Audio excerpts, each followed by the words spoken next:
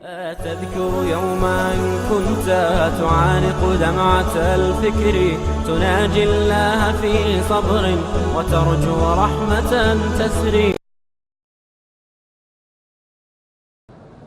کہ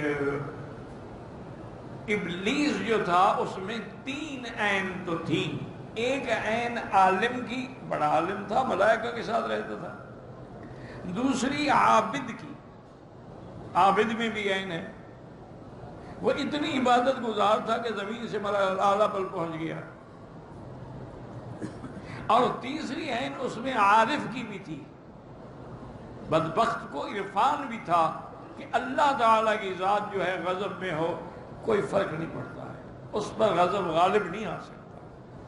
اللہ ہر چیز پہ غالب ہے. واللہ غالب علی امرہ، وہ مغلوب الغضب نہیں ہو سکتا.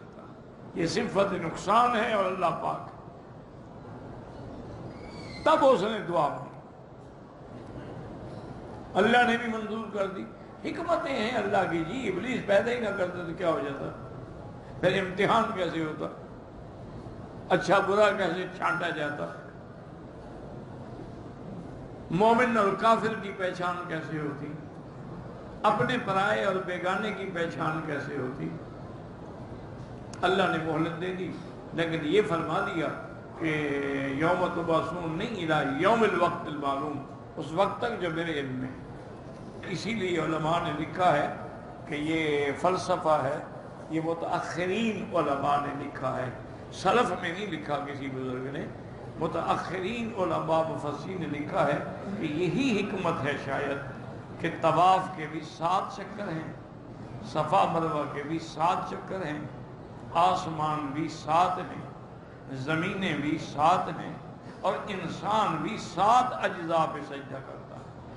جب سجدہ کرتا ہے 2 ہاتھ ہوں گے، 2 اس کے رقبے ہوں گے، 2 پاؤں ہوں گے، 1 چہرہ ہوگا، تو 7 اعضاء پہ سجدہ کرتا ہے. تو اللہ نے جہنم کے بھی 7 دروازے رکھے ہیں کہ جب تم یہ عبادات کرو گے تو 7 دروازے تم پہ بند ہو جائیں، تم جہنم سے بچ جاؤ، ہر دروازہ تمہارے لیے بند ہو جائے. 7 دروازے کیوں ہیں؟ اور یہ بھی یاد رکھیں کہ رحمت اللہ کی غضب سے بڑی ہے. جہنم کے دروازے 7 ہیں لیکن جنت کے 8 ہیں. جنت کے دروازے کیونکہ رحمت بڑی ہے نا، تو وہ غضب سے سبقت رحمتی علی غضبی، تو جنت کے دروازے جو ہیں وہ 8 ہیں. ہر دروازہ یعنی روزے والوں کا، نماز والوں کا سب الگ الگ ہوں گے. تو ایک دن سیدنا ابو بکر نے بڑا اچھا سوال کیا رضی اللہ عنہ. انہوں نے کہا یا رسول اللہ، آپ کی امت میں کوئی ایسا بندہ بھی ہوگا جس کو 8 دروازے سے آواز آئے؟ انہوں نے کہا وہ تو تم ہوگے، تمہیں تو 8 دروازے سے آواز آئے، ادھر جاؤ ادھر جاؤ، کہیں گے اب تو جاؤ. رضی اللہ تعالی عنہ وارضاہ. اللہ اکبر. جو کچھ لینا تھا صدیق لے گیا.